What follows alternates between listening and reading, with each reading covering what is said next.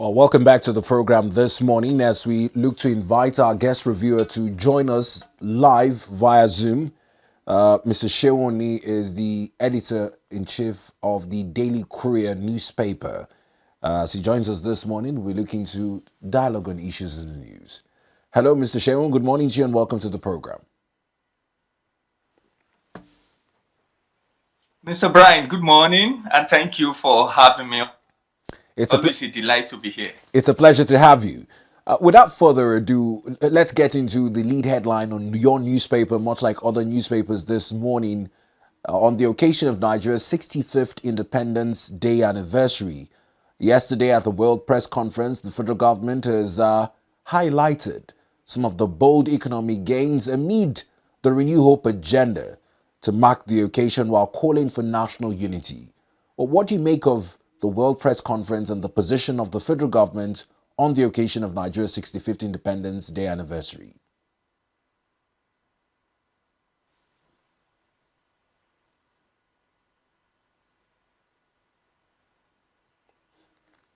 Hello, Mr. Shehu, can you hear me? I can hear you now, but I lost track of your thoughts earlier. I was talking about the lead headline on your newspaper as it marks the occasion of Nigeria's 65th Independence Day anniversary and your position on comments made by the SGF at the World Press briefing yesterday. Let's get your view on that. A huge milestone for us as a country, 65 years, not 65 days, not 65 weeks, not 65 months. We have come a long way, and opinions are divided if there is a whole lot to celebrate.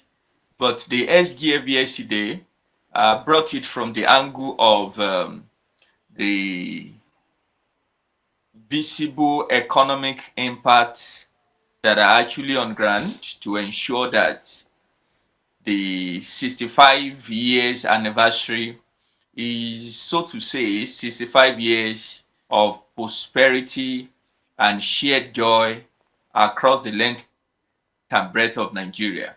So a number of issues that were highlighted, economic policies where we have seen appreciable progress, include the inflation, which has been on a surge for a long time, but consecutively we have seen it across 6 months. The economic team have been able to rein in inflation, but not yet to the single digit that everyone desired. It's still a little over 20%.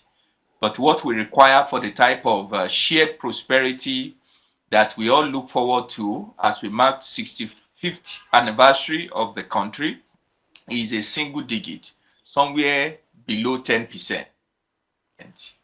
Having said that, he also highlighted the gains that have been made in the employment figure, the unemployment figure that have also come down, likely in part by the rebasing of the GDP.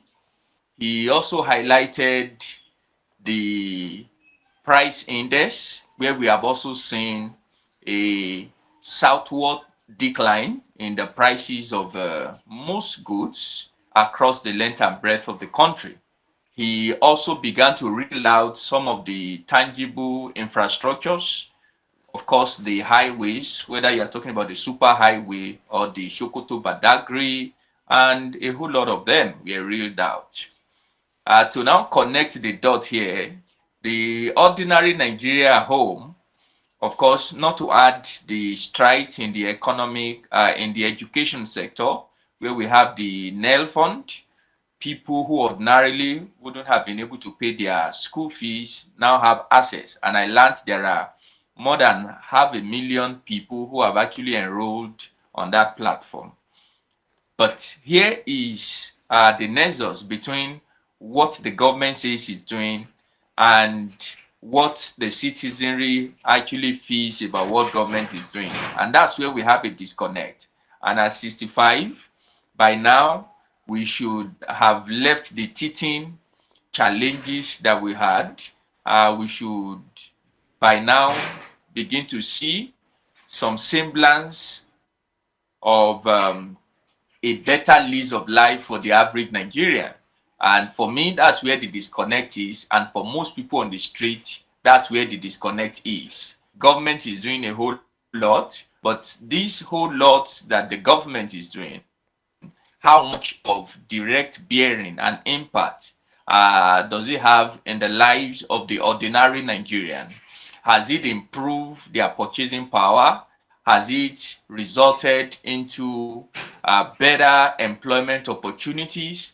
In the area of security, we are beginning to see um, insecurity fester in areas that before now are known to be relatively calm. For instance, Kwara had been in the news for the past few weeks. We are now having an unsavory situation where people are maimed, killed, murdered in cold blood, and we don't used to have this type of thing in Kwara. So these are the issues that, as we mark our independence as a nation, those that we have voted for in the helms of affairs must ensure that while they're looking at the economy, they're looking at some of these issues, it must have direct impact in the lives of Nigerians, and security, which is, of course, second to the welfare of Nigeria's citizens, must be top notch so that the type of bloodlet we have seen in our history will be a thing of the past. Now, I like the way you started out recounting the efforts by the government of the day and so far the need for hope. But then also in your concluding thoughts, highlighted on the disconnect between the bold reforms and the current reality of Nigerians. Whilst many Nigerians are very optimistic in hearing that our economy is stabilizing, where do we need to get it right to ensure that the stability that the economy is experiencing somewhat translates to a more stable income for households who would have more disposable income and can afford to combat the rising inflation with a higher purchasing power? A few things, but I think the starting point, in my opinion, should be the government must ensure he listens more. There are a number of projects, in my opinion, if you do a random sample across the length and breadth of the country, Nigerians will tell you, even though in the long-term viability projection of the federal government, it thinks that should be the next thing, the average Nigerian think that shouldn't. For instance, the super highways are well thought, well crafted, but in the immediate, I really think that isn't a priority. The huge number of resources, the humongous resources that have gone into it, ought, in my opinion, and the opinion of most Nigerians, should have been channeled to meeting, economic vagaries, especially the agricultural subsector, where we can quickly ramp up employment and also tame the skyrocketing prices of goods across the country that has been a major talking point across the country. So, government needs to listen more.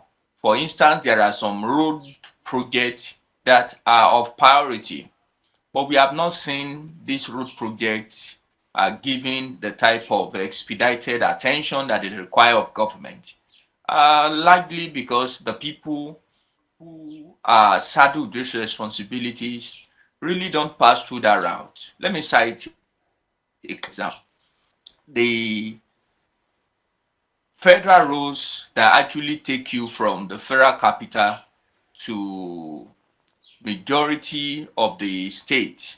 Did I say majority? All the states in the southwest. As I speak to you, as you are coming from the FCT in Abuja, a large swath of the road between the FCT and Lokoja are impassable.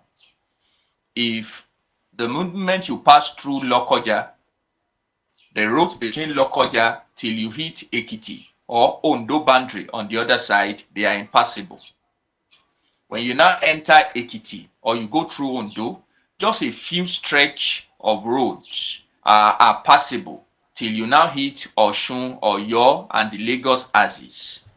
And we are talking about a super highway when the roads that you don't forget that the southwest also has major agricultural staples. In fact, the moment you remove Lagos State and just a little chunk of Ogun and part of Oyo, the remaining part of southwest, they are predominantly agrarian people. And so that means even if they go to the farm or they call to return to farm and farm, if we have done all of those, there wouldn't be, a viable transport route to take these things to the market. And that's why we have skyrocketing prices of goods, despite the frantic effort of the federal government to rein in the prices of goods. So if government listens more, I think its priority will change and its priority will begin to align with the immediate needs of the citizenry. I'm not saying all their policies are like that. For instance, the NEL fund has been a welcome development, and you could see that initially academias like ASU and SANU kicked, but when they saw that Nigerians they will be in for the assault, the public assault, and of course, there's content from the populace. They quickly withdrew their initial protest to the NEL fund because it resonates, it rings a bell with the average Nigerian. And that's why it's celebrated across the north, the south, basic geopolitical zones. We will want to begin to see projects as this rather than government pander to politicians who simply let out projects for political expediencies, not so much because of the socio-economic impact of this project. Like the federal government came out and said there is going to be a moratorium on the establishment of federal institutions. Everyone knows that most of the federal institutions are just to placate political stalwarts. Most of them are not needed because the existing ones have actually suffered huge dilapidations. We have had institutions where entire departments don't have enough human capital in terms of lecturers, in terms of resource persons to man this department. And you are rushing to go and open new universities. Where will you have the manpower to run these things? So these are the issues that the federal government, in my opinion, really needs to take seriously. It needs to listen. Just to add also, that sadly most of the people who make the laws and those who execute the laws really are disconnected from the grassroots. We had an incident in one of the states that I don't want to mention. The governor actually wanted to wed his daughter. And because the roads to his state, they are impassable, he had to go and give out the daughter in another state. That gives you an idea of the type of leadership that we have. The House of Rep representing me, for instance, where I come from in Ekiti, the people have not seen him for almost 2 years. The roads are impassable to where he comes from. If he needs to to do anything in the state, he flies to Akure, and from Akure, he can now shuffle himself to the state capital, get his thing done, fly out of the state again. These are the type of leaders we have. There is a disconnect between those who are governing us and those who are governed. And so it will impact on the type of policies and projects that they roll out. Well, Mr. Seun, very brilliant points you've raised now as you review part of the statements made by the government at the World Press Conference yesterday. Let's come to a latter announcement, which is our second subject of discourse this morning, which is a cancellation of the Independence Day parade. Now, much like we saw during the Democracy Day anniversary, a similar occurrence was had, and in that instance, the president addressed a joint session of the National Assembly. But yesterday, listening to the SGF, he says, our Independence Day anniversary is not a ceremonial day. It ought to be a day of sober reflection. Do you agree with him? Absolutely, I agree. Why so? From the background of some of the unsavory news we get after events as this. in a nation where we are still uh, saying a whole lot about the cost of governance, you have these celebrations, and when you are done, you hear that XYZ billions have been expended. So it's a time of sober reflection. We really don't need to dole out to think, get the pulse of Nigerians, and those who are governing us, we definitely, certainly need to return back and ensure that they tweak some of these policies to ensure that the benefits of this policy comes handy to the average Nigerian. I think, in my opinion, is a decent, is a well thought out idea to ensure that we don't have the type of flamboyant celebrations that we have had in the recent past. Now, for a lot of persons who may not understand how symbolic the Eagle Square has come to be over time, apart from the inauguration or presidential inauguration right now, cutting down on this flamboyance, in your opinion, does it take away from the parade ceremony and other activities line up on a day like this? Because before now, the symbolism of those march past, the presidential salutes, and some speeches that will have been given at Eagle Square, does it take away from all of that?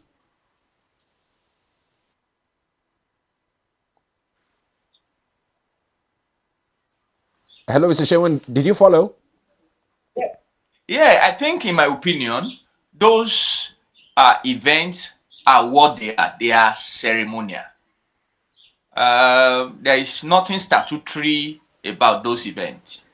And I expect that by tomorrow, the president will definitely either do a broadcast or have a speech again to articulate where we are coming from, where we are, and where he intends to take us to. I think that's just what Nigerians need, not to see his armed forces march, release those, have cultural troops from across the state come to the Eagle Square to come and display. We've the resources. Each person can do it across the various states, but in our current history, we really don't have the luxury of such elaborate parades. It's ceremonial, it's colorful, no doubt about that. But we are a very um, in a very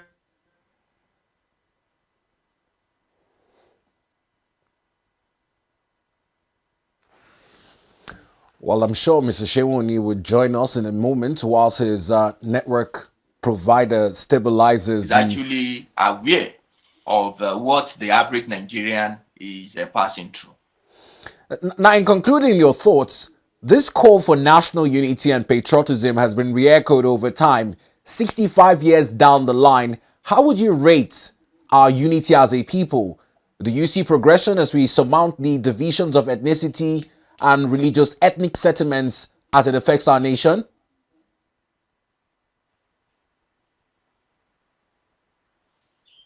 Okay, please let me be sure. Can you hear me? Let me get a response from Yes, your yes, please. side. I can hear you. I'll take my question again. I, My, I I actually got your question, so I want to be brilliant. sure you also hear me. Yeah, I can hear your Uh, response. Carry on, sir. I think I think the best place to start is the fact that Rome wasn't built in a day, Agreed. and it's also the same. Nigeria will also not be built in a day. This 65. We have come a long way. We've had our ups and downs. I've heard highly respected academia say such thing as we are not yet a country, we are just a nation. And so you hear those kind of rhetoric. But have we fared well in terms of unity and patriotism? If you bear in mind that we had a very toxic civil war at some point in our history, at some point we've had back-to-back military rule in our country. If you now compare it with where we are today, we have actually made progress. We certainly are not where everyone desires the country to be, but we are no longer in the class of Somalia, the class of Gaza, what we are seeing now, where militia practically have brought their bad luck face to face with a nation that is ready to do tit for tat. And we are now having a genocidal, like the United Nations and a few authorities have said. So we have come a long way. But in the area of patriotism, I think the president and those in authority must also know that patriotism is not a DNA trait. It's not a biological thing that is transferred from from one. It's not hereditary. Maybe that's the right choice of word. It's not hereditary. Something that because my parents are Nigerians from Ekiti State, they pass it in my blood. No, patriotism is actually a function of several things. But the most important is that patriotism is a reflection of how you perceive um, the government or those who are ruling your country, how much you think they also have your own interests at heart. So there is always a meeting point between personal interests and national interests. When citizens think or know that the national interest aligns with their own personal interests, patriotism comes natural. Maybe I should take that again. When citizens see that the national interest converges, aligns with their personal interest, what you have is called patriotism. You know that when you are hungry, the nation had created enough platform for you to be able to earn your legitimate naira and kobo, at least to feed yourself. You needed housing, and the government made it possible for you to give expression to your talent, your skill set, your education, and you can get shelter over your head. Patriotism just comes natural. And so instead of preaching, pontificating, coercing, like we have seen in some instances, Nigerians to be patriotic, our leaders have to realign the national interest to converge with the personal interest. And these are basic things. People want to know that their country can guarantee their safety. People want to know that their nation can guarantee their welfare. These are minimal. Anyone who gets this certainly wants to protect the interests, want to also ensure that its obligation to that country does not go unmet. And so that is what our government should take seriously. How can we now align national goal to ensure that people can give expression to their personal ambitions and visions?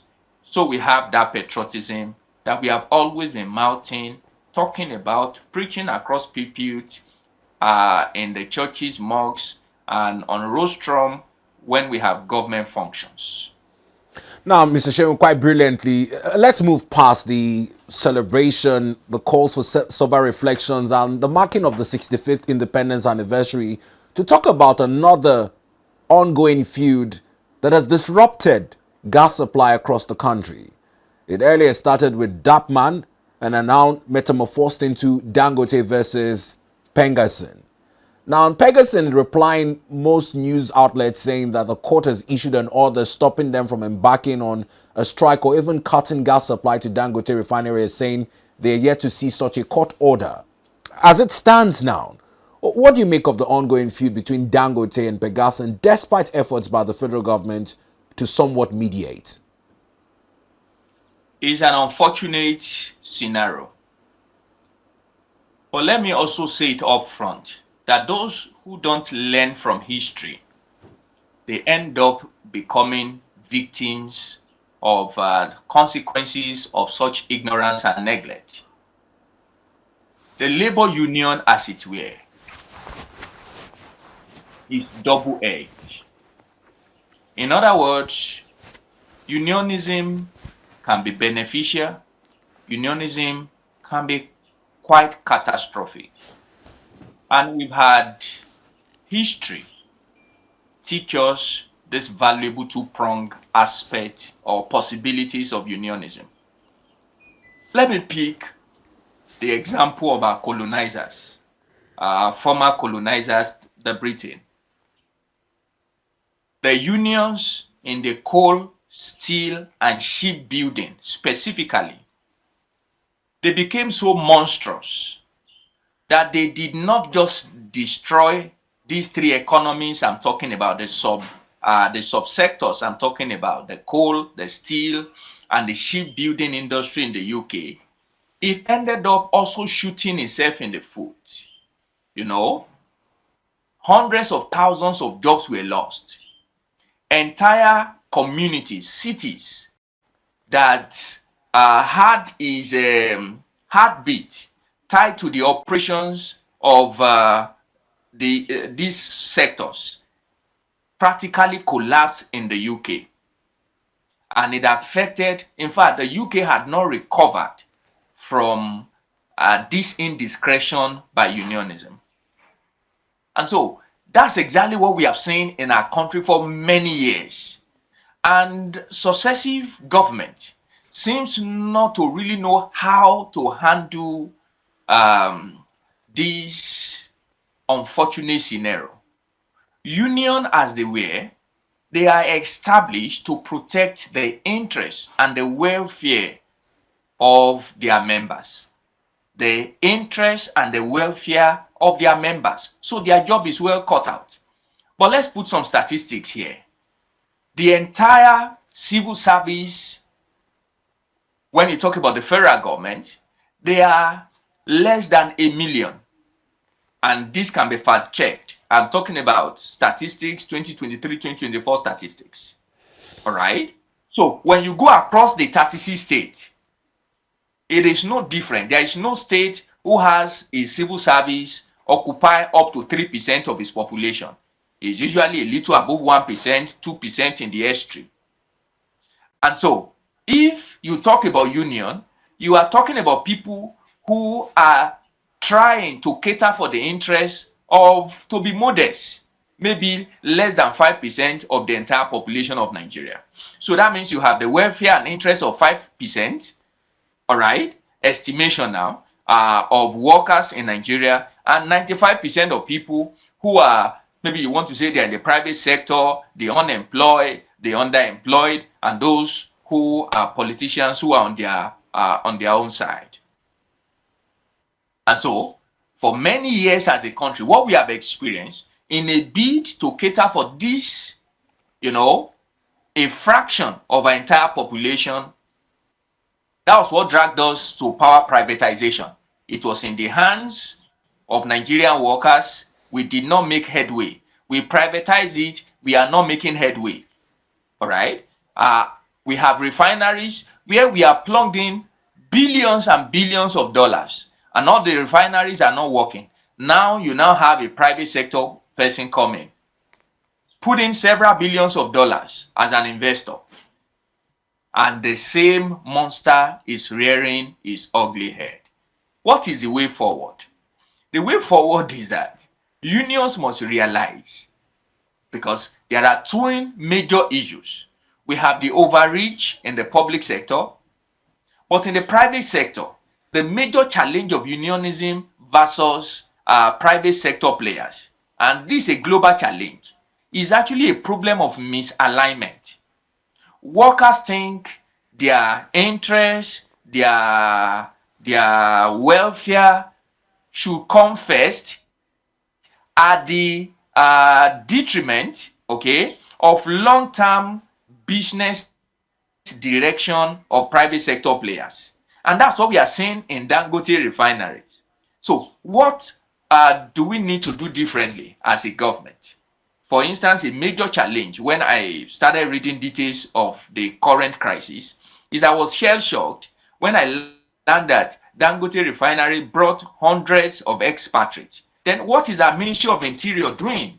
Because there is actually a department in the Federal Ministry of Interior that is saddled with the responsibility of managing what is called the expatriate quota. No company can bring in expatriate, or constitutionally, and this is a statutory issue, no company is permitted to bring in expatriate where Nigerians can get the job done. So how come that the federal government gave quota of hundreds if the figure that Pengasin and their other sister union organization, if the figures they are boundary is right, then the federal government is also culpable in the crisis we are looking at. Because the way forward is actually a balanced negotiation where the union interest is preserved and any of their interests that will affect the long-term viability of the Dangote refinery, the federal government comes and puts its feet on the ground and says, no, this cannot happen. For instance, the extra burden that is put on truck loaders that they now pass to the final consumer that affect the nationwide prices of crude, petrol, and gas, the federal government should intervene in that and say, no, this can't continue. But if they're asking for the welfare of their citizens, ensure that you don't bring expatriates where we have Nigerians who are qualified, then the federal government also should look at Dangote in the face and tell him... Now, Mr. Seun, on that claim, Pegasin claims that over 800 indigenous workers have been sacked. I don't know, in your due diligence covering these developments, can you ascertain that indeed 800 have been sacked and were 2,000 Indians employed to fill that void?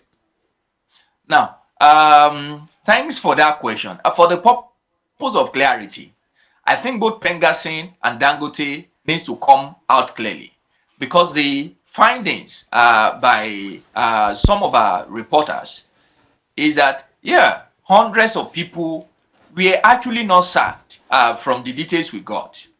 Okay? The hundreds of people, but no exact number, but I can say authoritatively they are in hundreds. So whether it's 800 or less or more, I can't give a figure because we don't have that. What was actually the grouse here is the fact, is I think is practice, except where the issue was the fact that Pengasin was claiming that the reason why they were told to stay off duty for until investigation is concluded and they are called back is because they joined Pengasin. And for me, that's where the federal government should come in. But were some people told to stay off until they were called back or otherwise? Yes, some people were actually told. Pengasin, do we have 2,000 Indians? No, we don't have that number. But do we have hundreds of new people coming into the refinery who are not Nigerians? Yes, I think I can tell you that that is actually true. And for me, that is unacceptable. It's unacceptable because there's a department in the Federal Ministry of Interior that is actually saddled with the responsibility to ensure that expatriate quota is actually given where there is no Nigerian who can get the job done.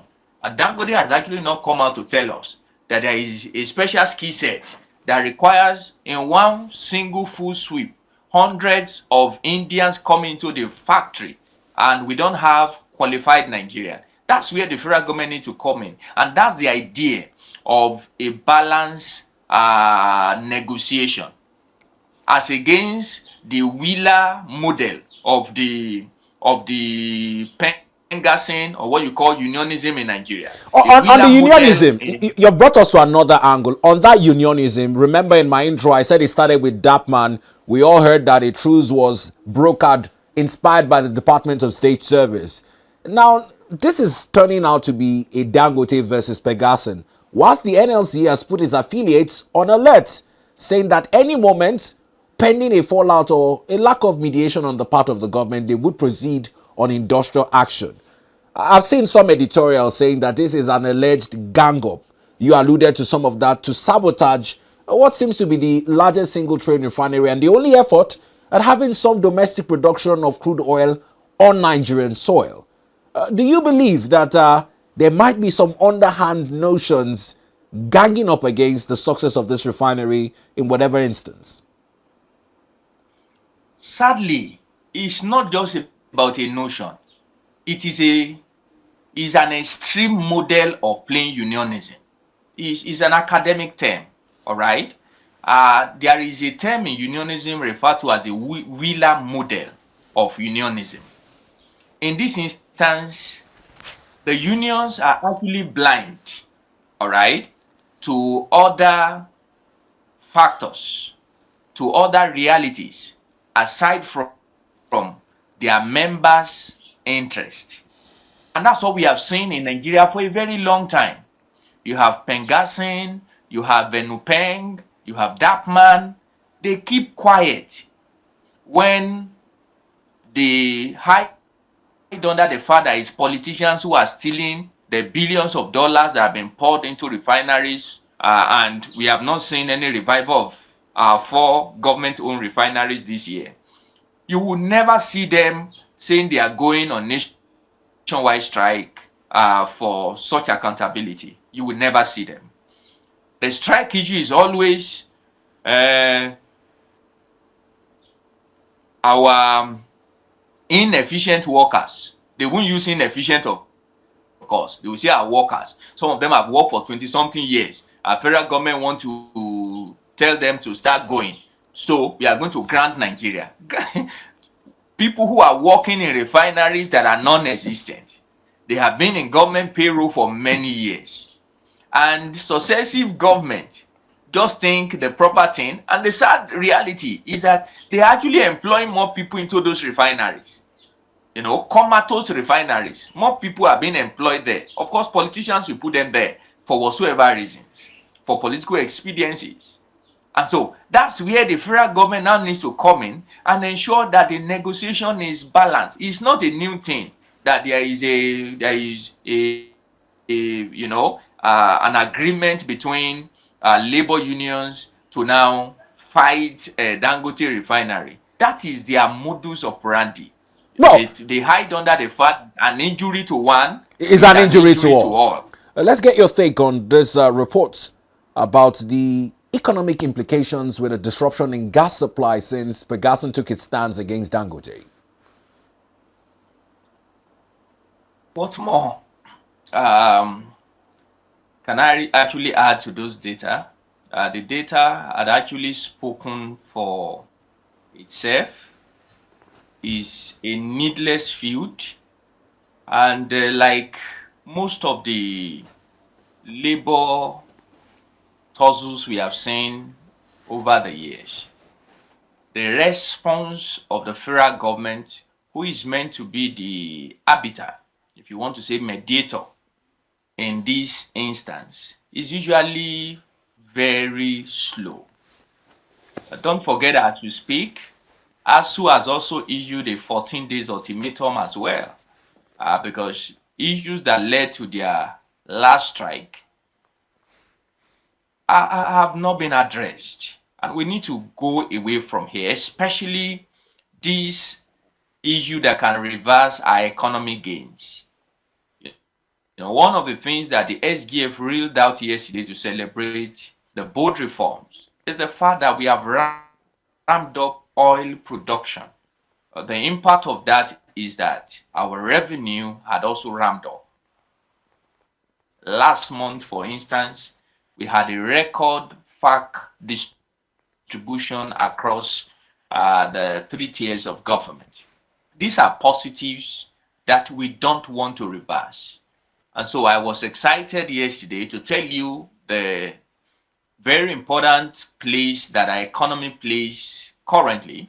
The Federal Ministry, the Minister of Finance, Mr. Wale Edun, was actually present at the reconciliatory meeting between Pengassin and Dangote Refinery.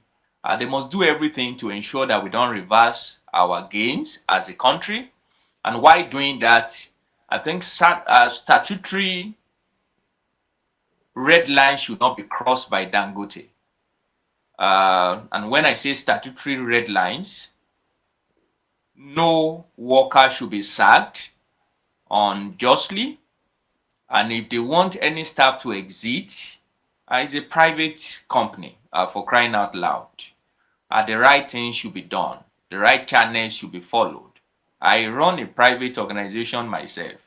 And if I don't need the services of anybody, as they say it in the local parlance here, there's nothing you can do about it. I'm the one who knows my books. I know what I can take. I know what I can't take. But it should be openly discussed. The right channels should be followed. The labor union on the other side, they should desist from these national sabotage journey that they've practically mastered for many years. We have seen them sabotage our power sector. NUES, for instance, is one of the most powerful NSC affiliates. In fact, their current president is from that affiliate of the NLC. Before you see anything, they go and they say they will turn up the power in the country just to practically hold the nation by the jugular. They must stop this type of behavior. They must begin to reimagine their role. I understand the fear. The fear, for instance, for Darkman is that they are no longer relevant in the power value chain. And that, for me, is where they need to reinvent themselves. There are many roles. Possibly leave that middleman role and go to the retail session. These are millionaires. These are rich guys. Pengassin. We also have that fear of, if we allow private sector to do it and just think about their profitability, we would practically lose our jobs, lose our voice. But again, that is where they need to return back and ensure that they, reinvent themselves in the industry.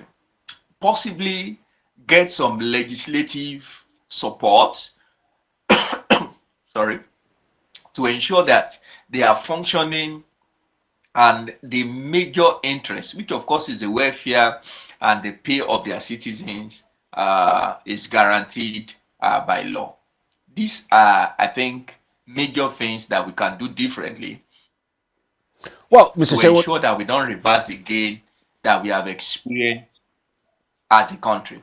now finally, before we change subjects, I know the last time anything threatened projections that our 2025 budget is hinged on, the DSS had to step in, saying it was a matter of national security. And now, whilst the 2025 budget is also in a danger of deficit as it stands, and hearing that our crude oil exports are frozen, costing us over $110.8 million daily, with the megawatts also affecting manufacturing sectors. As it stands now, power generation is at half capacity with only 2,700 megawatts. Do you think that the government needs to step in again, because it's almost threatening projections on the budget, and shouldn't this also be considered as a matter of national security again?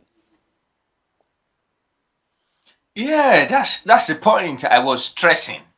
That I was surprised it took the federal government a whole day before they intervene, because one single damage by these folks can reverse our gains. Like you rightly cited, our national budget estimate, we actually hinged on some of these variables. And so that's why I was excited when I saw Mr. Wale Edun at the meeting yesterday. He wears the shoes. He knows exactly where the shoes actually pinch. And he should speak directly to their conscience. They are Nigerians. They can't say. And that's why I froze sometimes when they allege that they are fighting for Nigerians. Certainly, it couldn't have been Nigerians. It can't be Nigerians they are fighting for. But whether it's self-preservation they are fighting for, they must also have it at the back of their mind. There is something as national interest.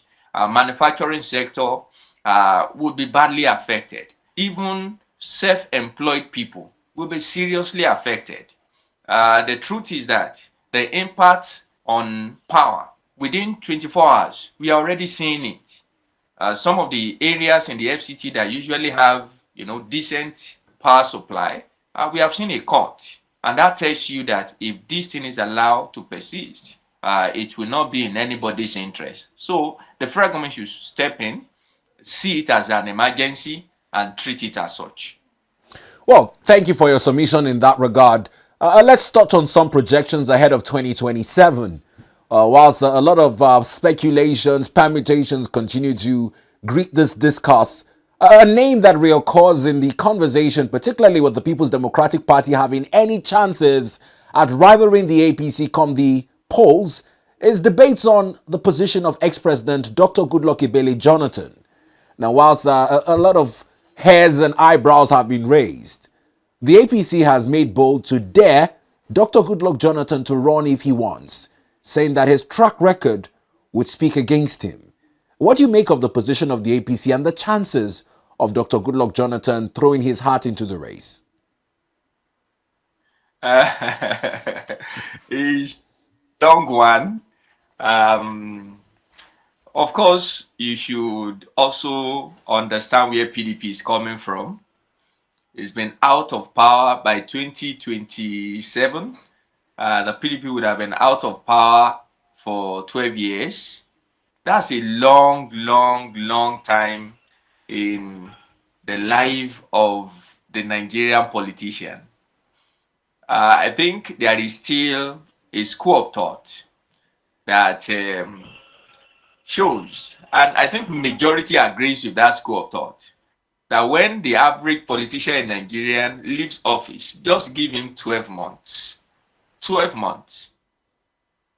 Very visible cracks in... Hello? I'm with you, sir. Carry on. Oh, okay. You begin to see major cracks in his, not just in his looks, but in his well-being. And this is not 12 months. You are talking about 12 years.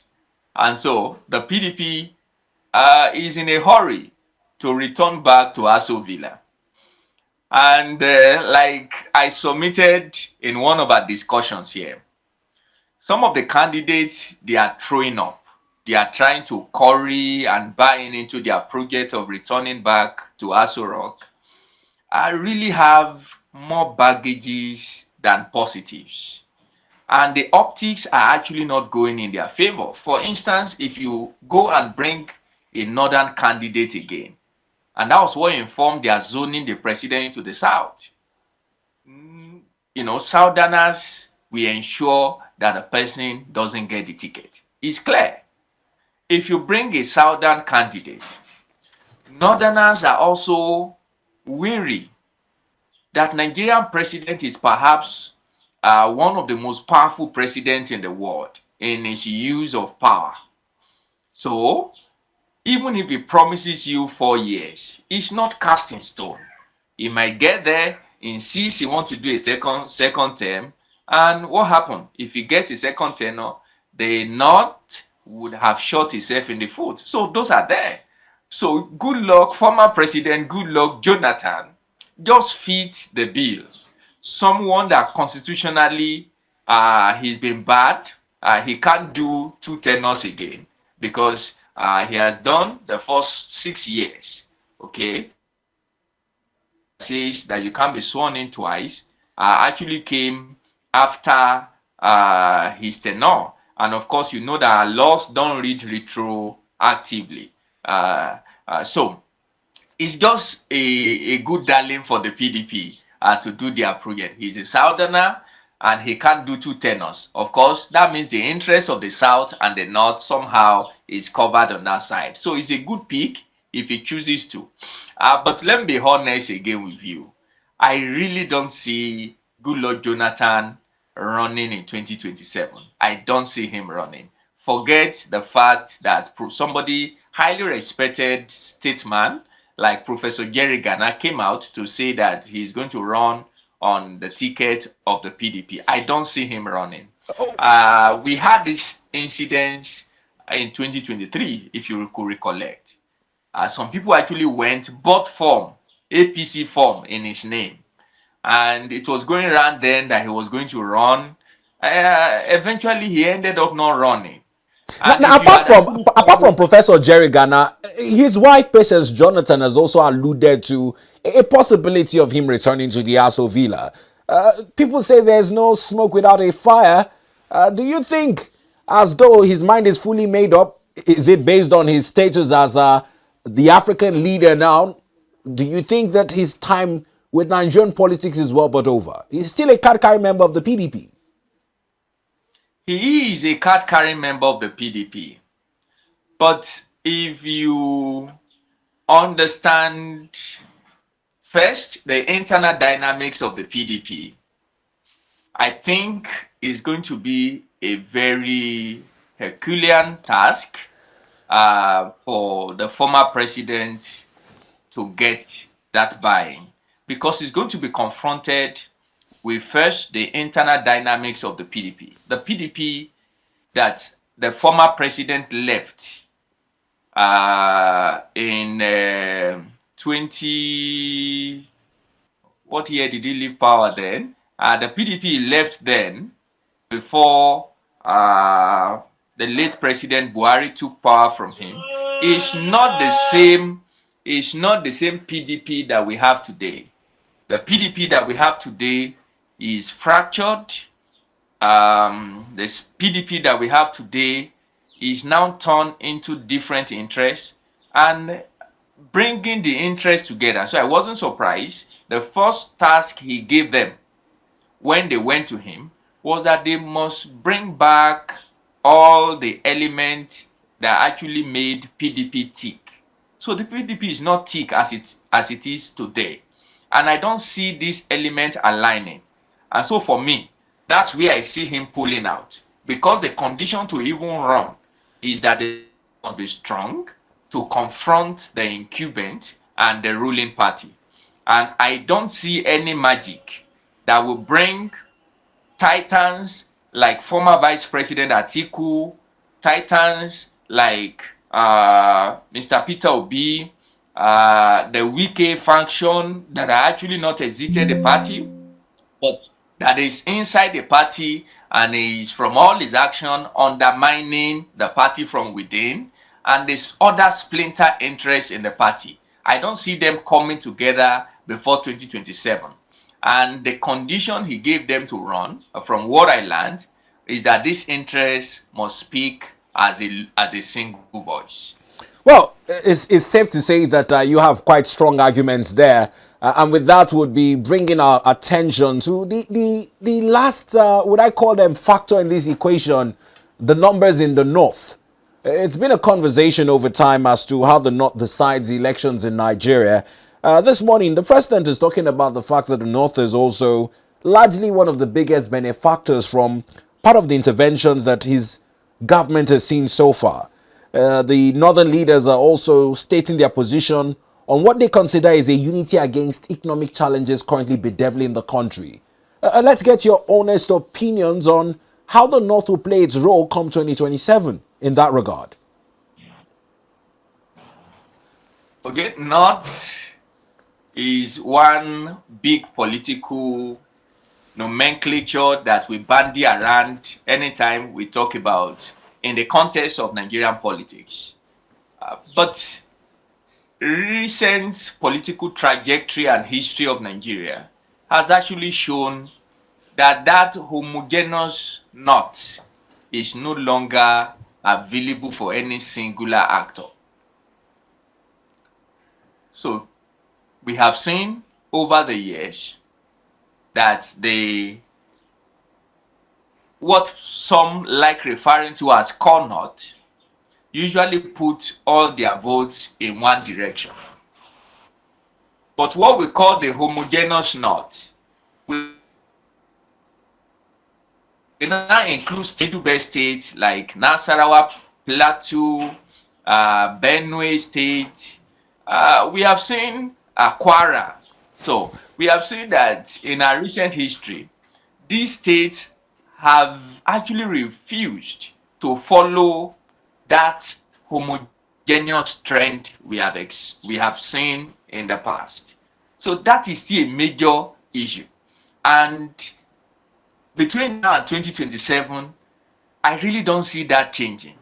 And what any sound or any clever political party will do is to ensure that between now and 2027, there is no basis to have that united front that we call the homogeneous North. And so any political party that is able to keep the status quo as it were now, even make the job more difficult for any individual to think he can just have a railroad. And that's why you see no single group actually qualified to speak for the homogeneous North as it is. Because while you are done speaking, the other group comes out and say, no, our interest is not captured in what you are saying. And like I always say, we have the two major fault lines that we use in breaking this divide. And those are the fault lines of religion and ethnicity. And I see these two fault lines also playing out in 2027 election. You're going to see that fault line. People will try to under the banner of Muslim. And the moment you use that, of course, the incumbent will benefit a whole lot. You are also going to see people come out under the auspices of ethnicity. Of course, who will be the beneficiary? The incumbent, of course. And so that's the dynamics. People are throwing those things up, but when we get closer to the election, you will see that they are not as easy as people churn out press statement. It's more than a press statement thing. It's a whole lot of a complex web to sort out. All right, let's get your position on President Bola Ahmed Tinubu, who has stated some of the economic interventions going to the North, saying that the North is the biggest beneficiary of social interventions to the tune of 330 billion naira. What does this do in terms of the hopes of getting votes? Because I was also looking at the stats coming in from the INEC this morning, saying that Borno has overtaken Osun in the current continuous voters registration with over 6.2 million new registered voters accounted for. Do you see any correlation between the amount of social programs going that way and the new number of voters springing up? I don't see any correlation. And when I saw that figure, I rushed, and I saw again that it was the online pre-registration. Yes. Yeah, the pro-registration. So when eventually you look at the actual registration, I still don't see that drive I expected, especially from the North. Before now, what we see is that the huge figures actually come from the North, while the South, others do a catch-up. But this figure again, people have asked, how do we really verify this figure? Our social register is one of the most opaque things we have in this country. I think looking back now, someone like Dr. Betta Edu will now be justified. In my opinion, I think we fired her wrongly, because up to today, we've not been able to come out with what she actually did. They were, we learned then that EFCC, ICPC, and there was even a panel, I think headed by the Minister of, I think it was the Minister of Finance, Mr. Wale Edun, that was told to head to ensure that there is a reorganization. No report, nobody has been indicted. Everyone has been going out to say, I wasn't guilty. So why did we actually remove that woman from that office? The immediate past minister, who now is the chairman of the All Progressive Congress, was also in that ministry, but it was just so much talks, but we really have not seen. So let us see the National Social Register, so that we know what goes to the North, what goes to the South, It's not just using press releases and every press briefing. You tell us so amount XYZ goes to the north. Let us see. We are in the 21st century. We can capture this data. Let's make it available. And that's what some of the elite in the north have actually been saying. Let's get the figures. Let's see what goes to each of the states in the north, what goes to the states in the south. We can now do a comparison. When push comes to shove, one thing I'm sure of is that our politics in Nigeria has gotten to a sad point where politicians are simply warehousing cash, waiting for when elections will just be weeks and days, and they come again as usual, exchange people's constitutional right to vote with cash and with some staples, and the circle still continues. So all this project is there, project is that. From my personal research and coverage of election in Nigeria, at least for the past 15 years, I've seen that consistent that when the day of election comes, the project by federal government, the project by whosoever who is sitting in Abuja really don't count. It is the local actors there, their ability to use religion, use ethnicity, use money that determines who people vote for. And we still have a long way to go. So that's why when I hear all this, you didn't do for the north, you did for the north, I just laugh. Because eventually on the day of election, or when campaigns now start in full gear, you actually see very little said by our politicians that they have done. What we see is people dancing, and they are dancing because they have been mobilized there. And when they are done, they file to a place again and they collect cash, collect staples, return back on election day, vote for people who paid the highest, and the circle continues. Well, very strong points raised there, Mr. Seun Oni. With that, I must thank you as we would look to draw the curtains on this discussion as it pertains to issues in the news. We appreciate you for your objectivity. Always a delight to be here, and do have a beautiful day ahead, sir.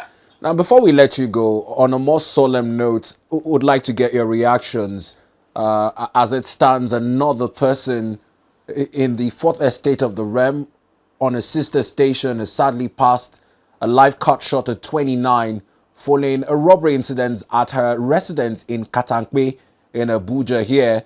According to news reports released, it says she did sustain a gunshot wound, was rushed to the hospital, but at the hospital, reneged in treatments without having proper identification and a report attached to it.